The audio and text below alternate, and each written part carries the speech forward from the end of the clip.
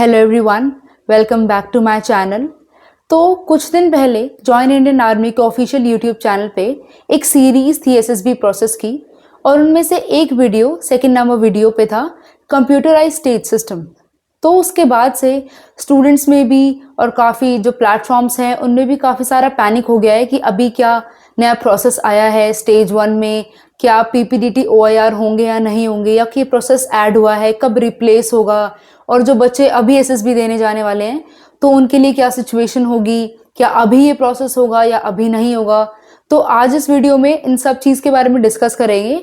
However अभी join Indian army के official YouTube channel पे वो वीडियो नहीं है, दैट इज़ हिडन नाउ। जितना भी मुझे पता लगा है रिसर्च से, तो वो मैं बताऊंगी आपको इस वीडियो में। तो डिस्कस करते हैं क्रक्स कि क्या प्रोसेस है, क्या चेंजेस हैं, क्या पुराने प्रोसेस में डिसएडवांटेजेस थे जो नया प्रोसेस लेके आने का सोचा उन्होंने। सो कम ऑन, वो डिस्कस करते हैं। तो पहले पॉइंट ये, the OIR process, the officer intelligence rating, वो बुकलेट काफ़ी साल से चलती आ रही हैं, जिसकी वजह से कुछ जो कोचिंग इंस्टीट्यूट्स होते हैं या टेलीग्राम पे भी वो बुकलेट्स अवेलेबल होती हैं। तो कुछ स्टूडेंट्स उनको क्रैम करके जाते हैं, जिसकी वजह से उनके स्टेज 1 की सिलेक्शन के चांसेस ज़्यादा हो जाते हैं। बट अभी जो प्रोसेस था उसकी वजह से काफ़ी ज़्यादा क्लीशे हो गया था पूरे प्रोसेस में, बिकॉज रियल पर्सनालिटी और रियल एनालिटिकल थिंकिंग किसी भी बच्चे की पता नहीं लग पा रही थी। Second point, PPDT.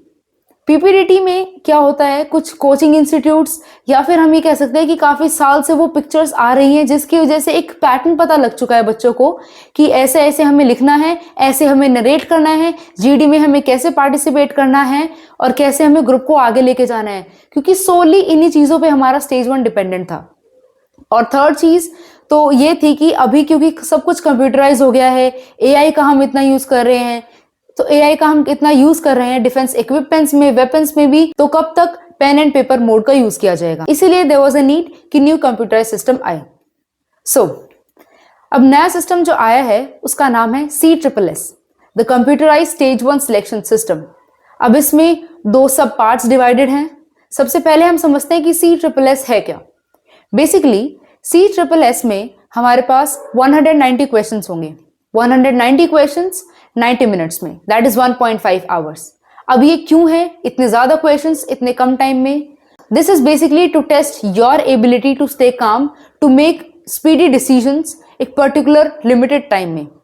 बिकॉज कल अगर आप किसी भी फोर्स को ज्वाइन करने की सोच रहे हैं, आपके पास ऐसी सिचुएशंस आएंगी जहां पे आपको बहुत स्पीडी डिसीजन लेना है एक लिमिटेड टाइम में, लिमिटेड रिसोर्सेज पे, जहां पे आपके माइंड को काम रहना इज वेरी वेरी इंपॉर्टेंट, ताकि आप करेक्ट डिसीजन ले पाए, जिससे आपकी टीम को भी बेनिफिट मिलेगा और आपको भी। तो इसीलिए 190 क्वेश्चंस इन 1.5 आवर। अब इसमें क्या होगा, जैसे हम अगर एफकैट का पेपर देते हैं, सीडीएस का पेपर देते हैं, उसमें पर्टिकुलर क्वेश्चन में कोई भी टाइम लिमिट डिसाइडेड नहीं होती है, या फिर अगर हम टीएटी देखते हैं या एसआरटीज देखते हैं या वैट देखते हैं तो सबके टाइम लिमिटेड होते हैं। लेकिन CSSS में हर एक क्वेश्चन के लिए डिफरेंट यानी डायनेमिक टाइमिंग्स होंगी। अब डायनेमिक टाइमिंग्स का मतलब क्या होता है, जैसे एक क्वेश्चन के लिए 15 सेकेंड्स, दूसरे क्वेश्चन के लिए 20 सेकेंड्स और तीसरे क्वेश्चन के लिए 30 सेकेंड्स भी हो सकती है। डिपेंडिंग अपॉन उस क्वेश्चन को आइडियली कितना टाइम लगना चाहिए सॉल्व करने के लिए, उतना टाइम आपको दिया जाएगा। अब CSSS में मेनली हमारे पास 2 सब पार्ट्स हैं। The first one is CBOS। CBOS stands for the cognitive battery officer selection examination, and the next is OPAM। OPAM is basically the objective personality assessment measure, और कुछ जगह पे इसका नाम है ऑब्जेक्टिव पोटेंशियल असेसमेंट मेजर। तो सबसे पहले हम समझते हैं CBOS। So CBOS, as I have told, is Cognitive Battery Officer Selection Examination। इसमें बेसिकली हमारे पास 70 क्वेश्चंस होंगे। अब ये हमारी कॉग्निटिव थिंकिंग को लेकर हो सकते हैं, जो हमारी एनालिटिकल थिंकिंग होती है, जैसा कुछ सिमिलरली अगर हम OIR में देखते हैं वैसा कुछ सिमिलर प्रोसेस होगा, बट उसमें कुछ चेंजेस और कुछ एडवांस फीचर्स भी होंगे। So first dimension is map memory. जैसे हम जीपीई देते हैं उसमें हमारे पास एक मैप होता है, हमारे पास कुछ लोकेशंस प्रेजेंट होती हैं, कुछ प्लांट्स प्रेजेंट होते हैं, लेट्स से वाटर प्लांट्स, कुछ विलेजेस, कुछ जंक्शंस होते हैं, पॉइंट्स प्रेजेंट होते हैं, कुछ डिस्टेंस दिया होता है, डायरेक्शंस दी होती हैं। तो सिमिलरली मैप मेमोरी में हम कुछ वैसे देख सकते हैं जहां पे आपकी प्रेजेंस ऑफ माइंड चेक किया जाएगा, जिसमें ये देखा जाएगा कि एक पर्टिकुलर मैप को देखकर और अगर वो मैप आपके आगे से हटा दिया जाए तो आप कितना उस चीज को रिकॉल कर पाते हैं, क्या वो एक पर्टिकुलर विलेज नेम, एक पर्टिकुलर डायरेक्शन वहां प्रेजेंट थी या नहीं थी। तो basically your attentiveness and your presence of mind वहां पर चेक होगा। Second is the working memory. Working memory का मतलब है कि अगर आप एक इंफॉर्मेशन को प्रोसेस कर रहे हैं and simultaneously you are storing the another information, जैसे अगर हम एक प्रोसेस पे काम कर रहे हैं और साइमल्टेनियसली हम दूसरे प्रोसेस को इंफॉर्मेशन को स्टोर भी कर पा रहे हैं, तो वो हमारी एक्टिव यानी प्रेजेंट मेमोरी को चेक करेगा। अगेन ये एक फीचर है प्रेजेंस ऑफ माइंड का। अब थर्ड हमारे पास है सिलेक्टिव अटेंशन। सिलेक्टिव अटेंशन का मतलब क्या होता है कि हम कितने डिस्ट्रैक्शन में हम एक पर्टिकुलर चीज पे फोकस कर पा रहे हैं। बेसिकली हम कितनी इंपॉर्टेंट चीजों पे फोकस कर पा रहे हैं जब हमारे पास मल्टीपल डिस्ट्रैक्शंस प्रेजेंट होती हैं। तो ये थर्ड प्रोसेस था, that is the selective attention. Fourth dimension है ऑडिटरी डिस्क्रिमिनेशन। ऑडिटरी डिस्क्रिमिनेशन का मतलब क्या है, आपके पास 2 या 3 साउंड्स प्रेजेंट होंगी जिनमें से आपको डिफरेंशिएट करना है साउंड्स के ऑडियोज के बीच में। इसका बेसिक मतलब ये है कि आप कोई इंपॉर्टेंट साउंड को रिकॉग्नाइज कर पा रहे हैं या नहीं कर पा रहे हैं। तो this was the fourth system. Fifth one is the space perception. अब स्पेस परसेप्शन का जितना मैंने रिसर्च किया है मुझे 2 मीनिंग्स पता लगे हैं। The first meaning is basically जैसा हम OIR में देखते हैं, अनफोल्डेड डाइस हमारे पास प्रेजेंट होती है जहां पे हमसे पूछा जाता है कि एक पर्टिकुलर नंबर के ऑपोजिट क्या होगा, या फिर अगर हम एक पर्टिकुलर डाइस को फोल्ड कर दे तो क्या ऑपोजिट नंबर्स या एडजेसेंट नंबर्स बनेंगे। ये तो एक पार्ट था। सेकेंड पार्ट मुझे देखने को मिला स्पेस परसेप्शन के लिए ही कि 2 ऑब्जेक्ट्स हमारे पास प्रेजेंट होंगे। One object will be moving towards you and another object will be moving away from you and you have to click that space bar. मतलब आपको स्पेस बार को जब क्लिक करना है जब वो दोनों ऑब्जेक्ट सेम साइज पे और सेम डिस्टेंस पे प्रेजेंट होंगे एक दूसरे से। Sixth dimension is visualisation. Human beings का mind is one of the sharpest and one of the most intelligent minds, जितना रिसर्चेस बताती हैं। अब उसके लिए हमारे पास visualisation is a very important part. अब विजुअलाइजेशन में बेसिकली जितना मैंने अभी पढ़ा है उसके अकॉर्डिंग क्या होगा, एक पर्टिकुलर पिक्चर दी जाएगी, उसमें मल्टीपल ऑब्जेक्ट्स की पिक्चर्स प्रेजेंट होंगी। कुछ टाइम बाद वो पिक्चर आपके आगे से रिमूव कर दी जाएंगी और कुछ अलग ग्राफ पिक्चर जिसमें सिमिलर ऑब्जेक्ट्स होंगे जो आपने पहले देखे थे वो शो किए जाएंगे।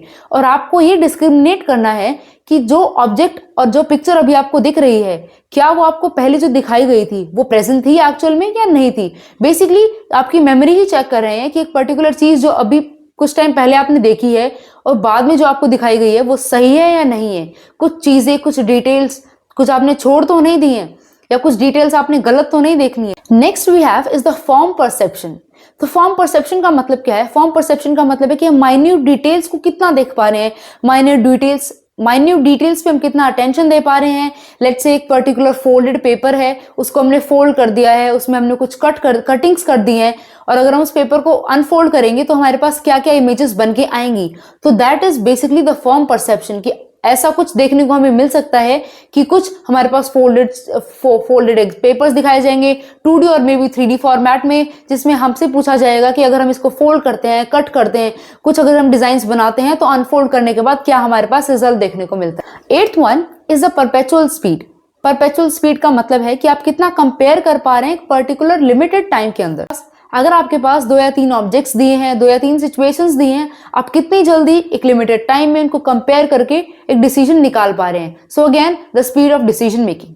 The last one is the linguistic abilities. Linguistic abilities का मतलब है आपके पास कुछ वर्ड्स, कुछ अनस्क्रैम्बल लेटर्स दिए जाएंगे जिसको आपको रीअरेंज करके एक मीनिंगफुल वर्ड निकालना है या फिर आपकी वोकैबुलरी चेक की जाएगी। आपकी error finding abilities and mistake finding abilities, ये सब आपका लिंग्विस्टिक एबिलिटीज में आएगा। बेसिकली जो आप जनरल इंग्लिश में पढ़ते आ रहे हैं that will be included in the linguistic abilities. तो ये तो था हमारा CBOS, the cognitive battery officer selection examination.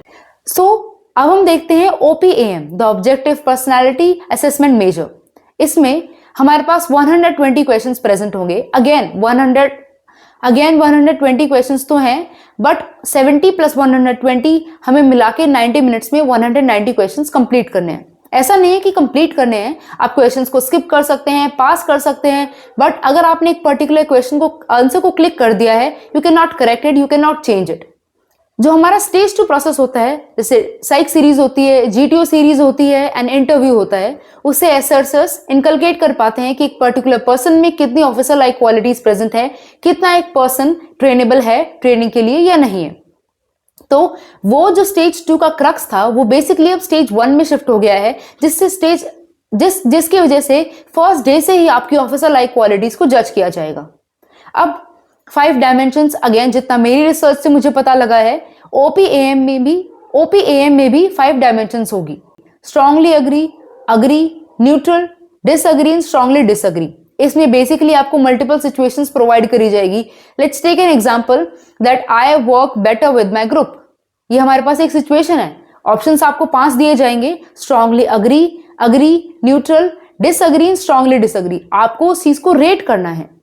तो अब हमारे OLQs कौन सी होती हैं जो मेनली चेक करी जाती हैं, जैसे आपकी reasoning ability, your organising ability, your cooperation, your speed of decision making, sense of responsibility, your adaptability, your courage, your determination, all this things. ये सब क्रक्स में आपके पर्सनालिटी को चेक किया जाता है।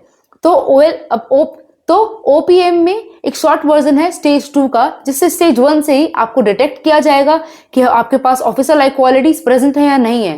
क्योंकि कुछ कोचिंग इंस्टीट्यूशन से और जितना अब बच्चे क्राम करने लगे हैं, मेरे पास भी मैसेजेस आते हैं, कमेंट्स आते हैं लेक्चरेट्स कैसे लर्न करें। तो आपको कुछ लर्न नहीं करना है। अगर आप अपने आप को तैयार करते हैं, अपनी पर्सनैलिटी को तैयार करते हैं, आपको कुछ लर्न करने की जरूरत नहीं पड़ेगी। तो क्योंकि अगर आप लर्न करते हैं, आपकी रियल पर्सनालिटी हाइड होती है and the officers they are not able to recognise कि कौन सा बच्चा कितना जेन्युइन है, कितनी उसके अंदर पोटेंशियल है, कितना वो ट्रेनेबल है या नहीं है। तो ये तो था कि जो चेंजेस किए गए हैं, जो चीजें आई हैं CSSS के अंदर, हमने 2 सब पार्ट्स पढ़े।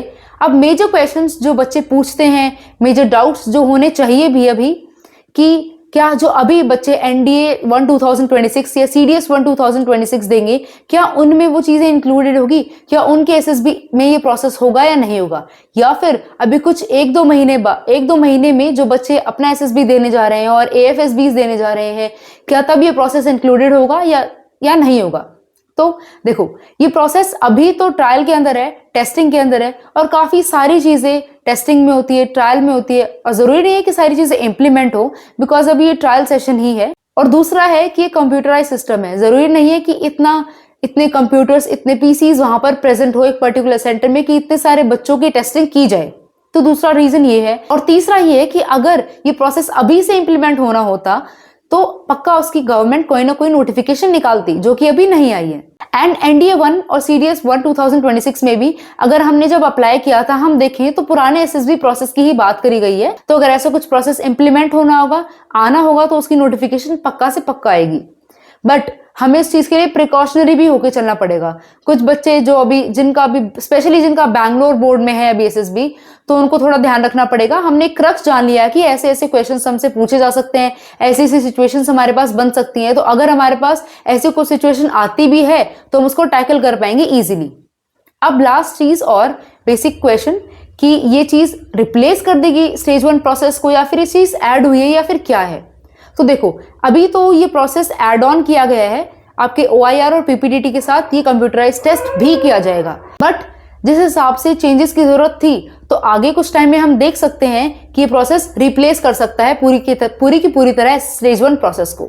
So thank you so much for watching this video. If you have any of the doubts, do ask me in the comment section. Tell me how was the video, and do not panic, do not fear, because you have your NDA and CDS examination coming. So relax and prepare yourself for the forces that you want to go in. Thank you so much. Bye bye.